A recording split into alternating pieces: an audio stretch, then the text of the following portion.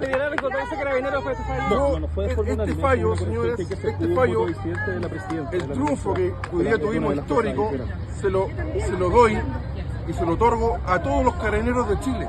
Eso. A todos aquellos que día tras día están arriesgando sus vidas, ahora incluso su libertad, por proteger a las víctimas de la delincuencia, del vandalismo y de la insurrección. El pasado martes, 13 de enero, la justicia, de forma 100% unánime, declaró inocente al ahora ex carabinero Claudio Crespo, quien fue acusado del delito de apremios ilegítimos luego de disparar en contra de un grupo de manifestantes en el marco del estallido social y haber dejado ciego a uno de estos.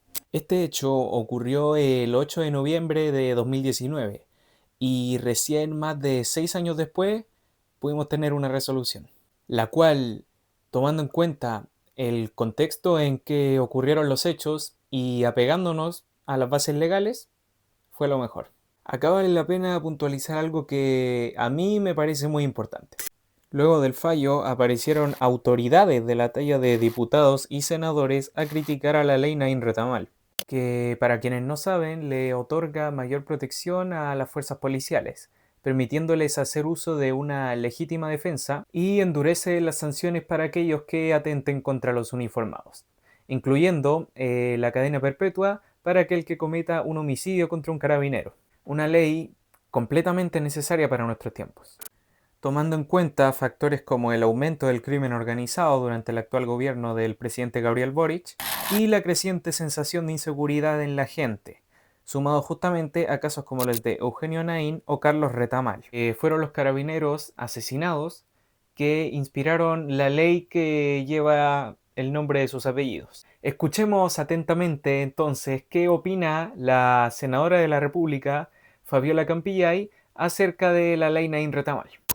Esta ley, apoyada, promulgada por el gobierno de Gabriel Boric en un tiempo récord, impidiendo interponer cualquier recurso para detener su avance, se ha transformado en una ley maldita que solo genera impunidad.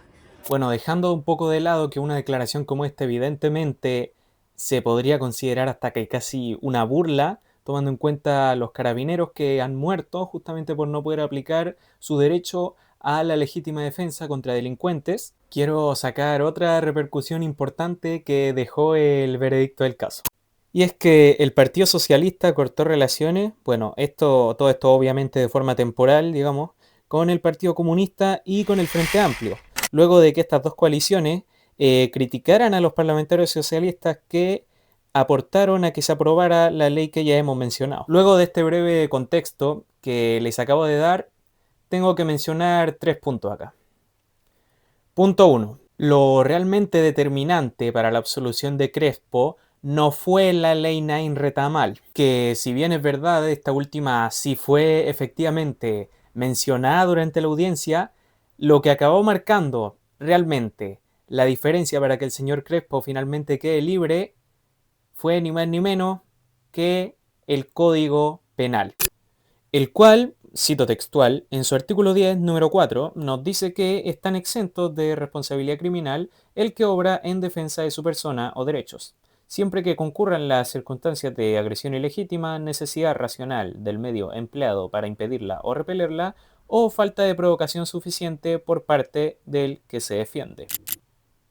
En el mismo artículo, pero en el número 6, nos indican que será exento el que obra en defensa de la persona y derechos de un extraño, siempre claro que concurran las circunstancias expresadas en el número anterior y la de que el defensor, en este caso Claudio Crespo, no sea impulsado por venganza, resentimiento u otro motivo el cual sería ilegítimo. La abogada y ex fiscal de género de la Fiscalía Metropolitana Sur, Ana Victoria Quintana, declaró, respecto a todo esto que les estoy hablando, en el medio Fast Check lo que les voy a citar a continuación.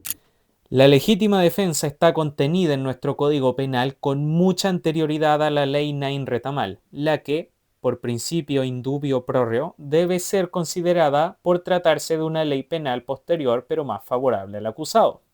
Sin embargo, de no haber existido, el tribunal podría haber aplicado perfectamente la normativa general del artículo 10, que incluso es mucho más amplia y sus requisitos mucho menos estrictos.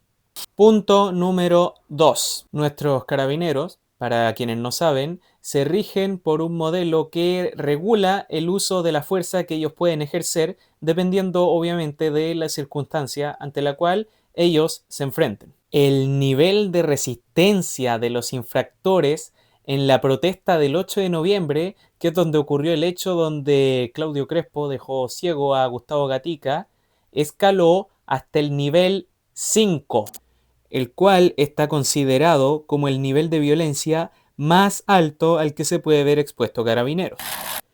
No estoy hablando, a ver si me entienden, no estoy hablando de una concentración de personas marchando con carteles y con pancartas. Se trató de hecho de vandalismo donde los manifestantes efectivamente no tenían problemas en lanzar piedras o bombas molotov a la policía, sin contar la quema de un patrimonio histórico como lo fue la sede de la Universidad Pedro de Valdivia o el saqueo de una parroquia para usar parte de su mobiliario para encender barricadas. Lo cual también pasó en la misma protesta del 8 de noviembre y que obviamente las fuentes de todo esto que les estoy diciendo se las voy a dejar en la descripción del video. Tomando en cuenta todo esto que yo les acabo de decir, no es de extrañar que la violencia, como mencioné anteriormente, haya escalado al nivel 5. Y producto de esto fue que Carabineros estaba autorizado para el uso de armas letales. Citando entonces el modelo de uso de la fuerza que les mostré anteriormente, los medios tienen que ser reactivos. ¿Qué quiere decir con esto? Fuerza potencialmente letal para controlar al agresor y defender la vida. Bajo esta vara, la escopeta antidisturbios que está usando Crespo, aún con las consecuencias que acarrea el uso de este tipo de armas, estaba, escuchen bien, autorizada, debido a la escalada de violencia que de hecho generaron los mismos manifestantes. Ahora vamos a hablar de esto. Al proceder con el lanzamiento de bombas Molotov y dañar los bienes de uso público, como les mencioné antes, fueron los mismos manifestantes quienes generaron que Carabineros esté autorizado a usar fuerza de nivel 5. Digámoslo de otra forma, la brutalidad policial de la que tanto se quejaron los manifestantes finalmente fue generada por ellos mismos, al no tener ningún problema en destruir, incendiar y generar una narrativa en donde las fuerzas de orden público eran los enemigos a vencer. Dicho de otra forma, en una protesta en donde no se usa la violencia o el daño a los patrimonios de otras personas, patrimonios obviamente estructurales, culturales, Carabineros no está autorizado para usar armas de tipo letales y la fuerza la tienen que controlar de forma más moderada, por así decirlo. Pero cuando en una protesta hay grupos a los cuales no les importa dañar al resto, destruir lo que no es de ellos y claro, atacar a Carabineros no solamente con piedrazos, sino que con literales bombas Molotov, entonces Carabineros, el nivel de fuerza que ellos están autorizados a usar, escala. Ya no es nivel 1, nivel 2, nivel 3. Escala y en este caso escaló hasta el nivel más alto que se podía, que era hasta el nivel 5, justamente por las condiciones que generaron los mismos manifestantes. Punto número 3. Cuando recién salió esta noticia de Gustavo Gatica, hubo muchos medios de comunicación que hicieron un intento por blanquear su imagen, diciendo por ejemplo que él estaba ahí sacando fotos, intentando, claro, reforzar la imagen de Gatica como la víctima y Claudio Crespo como el malvado policía violador de derechos humanos. No obstante, una verdad incómoda, pero que tienen que aceptar los que están defendiendo, algunos que están defendiendo incluso a muerte en este momento a Gustavo Gatica, es lo que les voy a citar a continuación, sacado del mismo juicio final que se hizo para determinar el veredicto el martes. El video 811 lo muestra a Gatica lanzando objetos contundentes hacia los funcionarios momentos previos a su lesión. Y el video 812 acredita que al momento de resultar herido portaba una piedra en su mano derecha que razonablemente estaba destinada a ser arrojada. Lo anterior nos confirma que Gustavo Gatica efectivamente fue parte de los numerosos manifestantes que ese día contribuyeron a que la situación escale al nivel más alto de violencia que podría haber enfrentado a la policía. Y claro, más allá de lo mucho que se intente blanquear su imagen o retratarlo como la víctima en esta situación, el hecho de que Gatica haya actuado como un vándalo, lanzando objetos contra los carabineros y bueno, de esta forma contribuyendo a una mayor escalada de violencia, finalmente fue determinante para que Claudio Crespo haya quedado libre. Tenemos que entender entonces algo fundamental acá.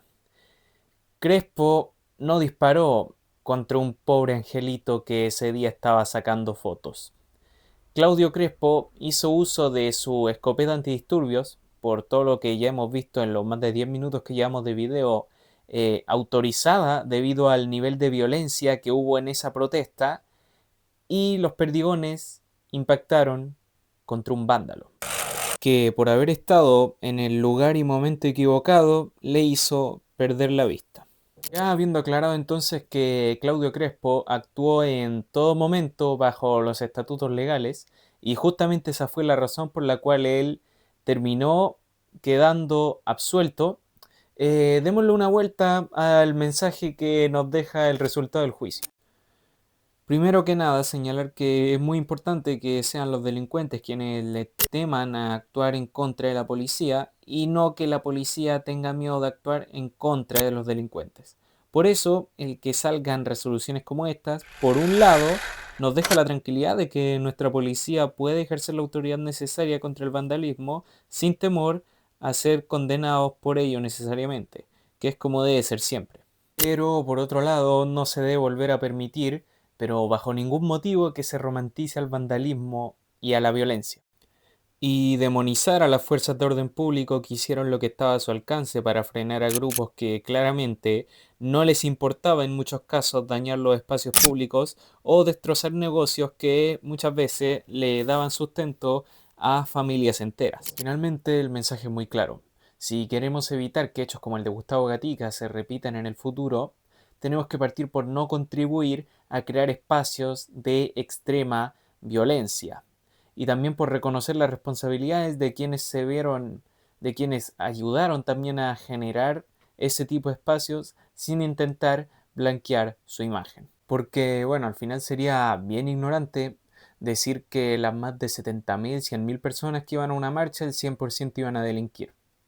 Pero sería aún más ignorante no reconocer que había ciertos grupos dentro del estallido social que lo único que buscaban era destruir y atentar contra las autoridades.